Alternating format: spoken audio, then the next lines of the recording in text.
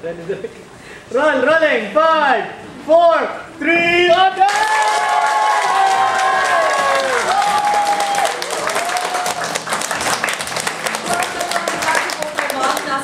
Ibang ina ang focus ng ating body ngayong hapon. Kaya kasama ko muli ang isang babae talagang walang katulad. Singer, dancer, and ultimate performer, Mystica. Oh.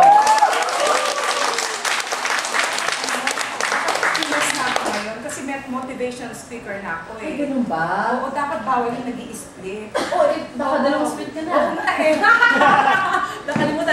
Nakalimutan ko, pero minsan lang na. Oo, thank you. Sana wag na mag-split mamaya. Kayo mag-split ha. Ayun na dahil ko. Ayun na. At ito kasama po sa maraming talent si Mystica, ang pagluluto. Kaya habang nagpagkwentuhan siya sa atin, magluluto siya ng masarap na igado. Na-recipe niya talaga. Igado talaga kasi Ilocano po ako. Kaya of course, ang number 1 na paborito ko talaga, igado. Ayun. So sa bahay mo talagang minaster mo to? Oh, yes. Sa anak ko. Sa anak ko rin?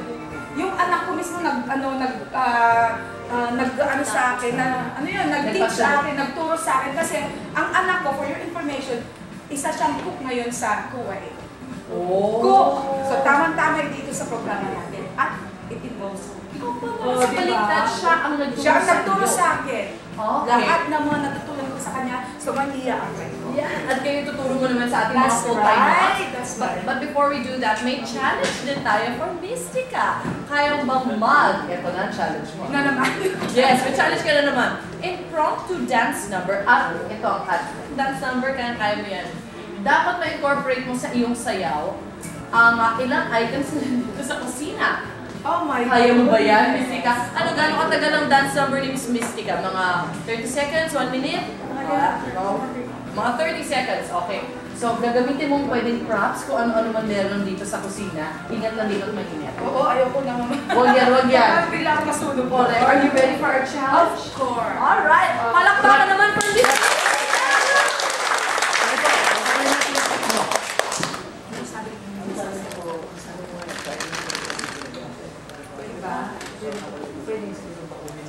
Oo. Ganun na lang. Tayo na lang. Mag-props na lang tayo.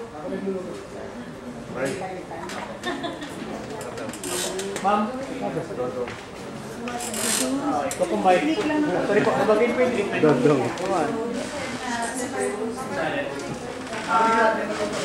Ayun na lang. Habang nagluluto.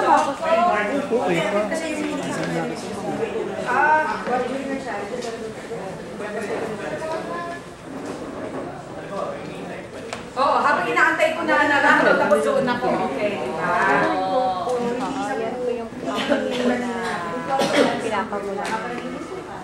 Alright, sure. Okay. Ang hirap itong pinapasuhan na sa Ready, rolling. Miss Suzy. And 5, 4, 3, 2, and... Nako, pero, Mystica, meron kaming challenge para sa'yo kung game ka. Bukod sa iyong paggawa ng masarap na igado, kailangan habang ikay nagluluto, meron pang pasayaw-sayaw. Okay na ba sa'yo? Akala ko sa LA lang ako mag-exotic dancing. Dito na rin ulit. Dito na rin. Ba? Ano, game ba? Palakpakan mo ba kayo?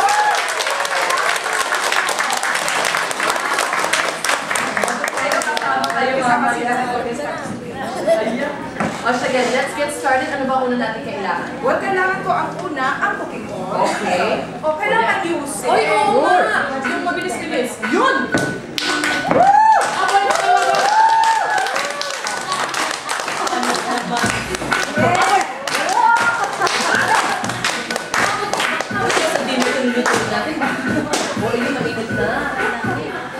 Alam mo siguro extra sarap yan, lalo na pag magilo yung tsaka magana yung nag-ano, di ba? Ano naman yan, Mystica?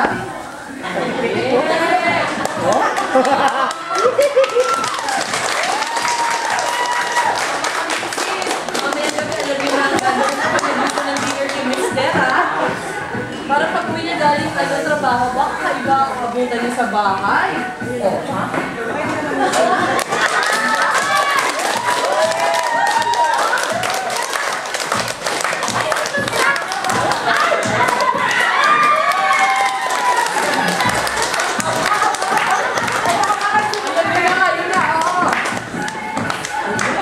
Garlic, onions, yun. Pero nagawa mo na ba sa bahay, Mystica, na sa mga sayaw? Never na sa sa mental hospital. Bakit ito naman usapang showbiz naman tayo? Ilang taong ka nung una ko sumabak sa showbiz? Alam niyo po, 7 years old pa lang ako na kasi yung tatay ko si producer, director ko siya ng mga sales. Meron sa amin sa probinsya. Uso noon yung gano'n.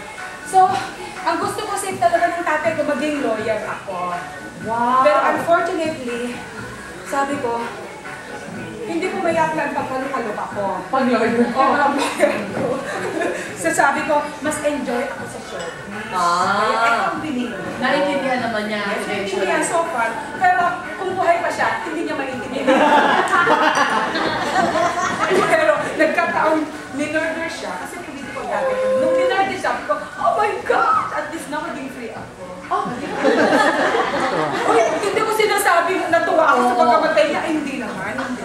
Pero natuwa lang ako kasi yung dream ko, kasi gusto niya maging lawyer. Ako kasi valedictorian kasi ako noon. Gusto niya matalino daw ako. Pero sabi ko, pwede ko nung gamitin ang pagkatalino ko, di ba? Pwede, so, sa showbiz. Oo, hindi lang po sa showbiz. Ako na ngayon po ang managing director ng Better Globe Marketing Philippines Incorporated. Ano yun? Ano yun? So, ito po kasi yung Norwegian company. Aha. Kami po yung Better Globe Forestry. So, since po, affiliated din po sa aking Sika Charity Foundation. So, gumawa po kami ng isang bagay na parang is a charity system that pays you back 12.25 times. Aba! Kasi every donation, mabibigyan kayo ng 12.25 times kasi nagtatanim din kami ng trees eh. So ngayon, yung naitanim namin after 20 years, mag-generate yun ng profit. Income. Exactly. Oo. So, ang gusto nang mangyari, kung sino yung mga nag-donate, binigyan din namin. Oh, sweet Katulad naman. nung sinabi sa Biblia na, the more you give, the more you receive. Yay! Oh, diba? O, sa nanala ko concept na bigla. Ano yun? Taba? Taba ng baboy? Taba. Taba ng Takot baboy? ako sa taba ng baboy kasi O, madalang yan. Sana yung ano skin. Kailangan ng takip ng kaldero parang may ano. Kasi kung utos ko naman kasi kanina, ang kagabi, walang taba. Hindi na lagyan yung taba. Eh, pag tumalsik yan, is sirang beauty. Alam mo na. O ito, Missy, kasi dami na na-achieve mo sa iyong showbiz career dito at syempre sa ibang bansa din. Ano ang proudest moment mo? Ang proudest moment ko po, nung nasa States ako, kasi akala ko kasi, yung 5 years ko dito sa Pilipinas, tama niya.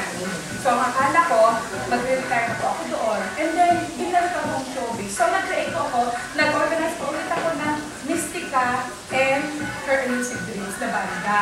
So, Wow. yung Pinoy, sila naman ay mga puti. Usually, Wow. diba? Usually, pag Pinoy ka doon, Pinoy din ang mga kasama mo, Yes, diba? yes. Pero sabi ko, ito nakita ko na kaya ko bumuo ng mga puti. Diba? Ako ang the boss. Kasi usually sila ang the boss, diba? Yung mga Oo, puti. oo. Sabi ko, kailangan akong boss. Ikaw, ako pa iba naman, di ba? Oo, kayo na iba, diba? Ano yung mga elusive dreams mo? Yung mga elusive na puro matatanda yun. Wala ibang sasalang. Puro matatanda. Puro mga puti, pero matatanda, matataba, ganon. Kaya kabaliktaran, hindi sila elusive. Elusive lang. Elusive lang. Ito kasi Pero tingnan they na. are really talented. Alright.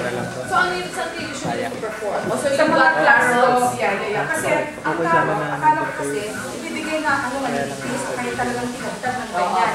Pero dahil po sa talagang ginawa naman itong Chunky. chunky. So kailangan unahin na natin. Pero usually ano mas gusto mo sa iyo pagka Ganyan lang dapat mang gano'n. Ganyan lang. okay. Pero okay lang, masarap na rin ito. Yun na.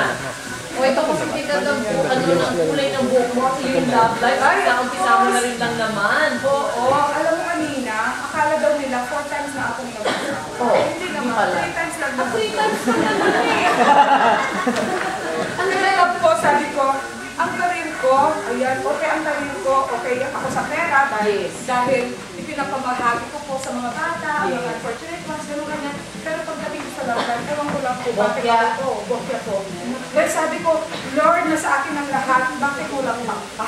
Oh, ito, sino sa inyo naman dyan ang masayang love life? Sino? Si Ronald! Hindi ko ba? Tama. Kasi yung dalawang asawa ko, Ronald ang pangalan. Derek yung una, yung pangalawa Ronald, yung pangatlo Ronald din. Ito pang-apat to. Tayo! Ano yung po? Asawa na natin mga puti, Filipino. Yung una po, English po yun, Canadian po. Pero Canadian po yun. Tapos pangalawa, lawyer. And then yung pangatlo, Ron Bean. Yan, nagtatrabaho sa Delta Line. Oh. Ito, ewan ko kung nagtatrabaho. Gusto mo magkatrabaho? Ano trabaho mo? Gusto daw magkatrabaho. Ayan, Better Globe, ayan no. Yan, bigyan sabi ng shirt. Iuwi na kita.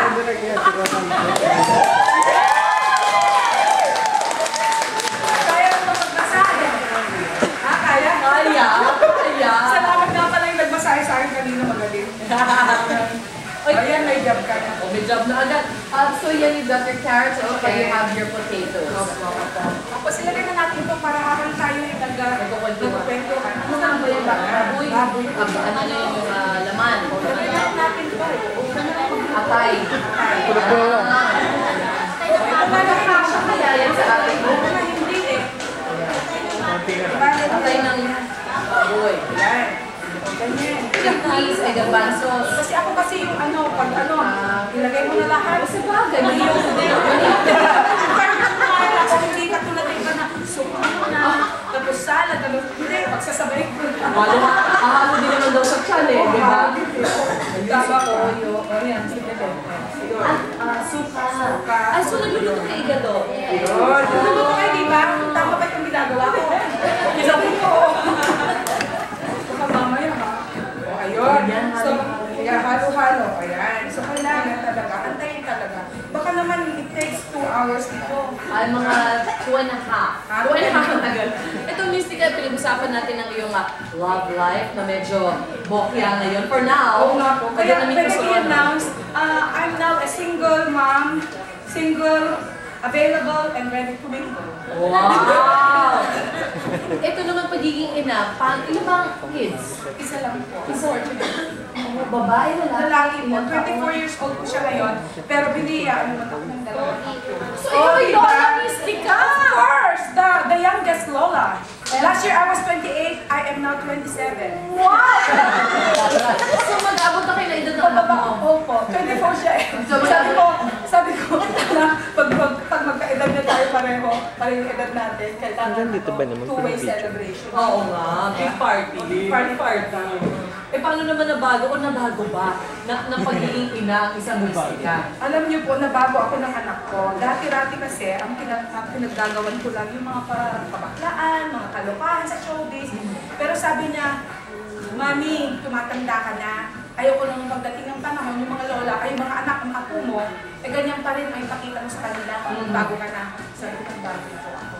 So instead na dati, nakatibak lang ako, ngayon eh, mas sexy ko pa nga sa hindi kaya! Diba? Dati kulang yung yung mga manggas. Oo. Ngayon talagang balot na balot. Yan ang sinasabing, anong tawag dito?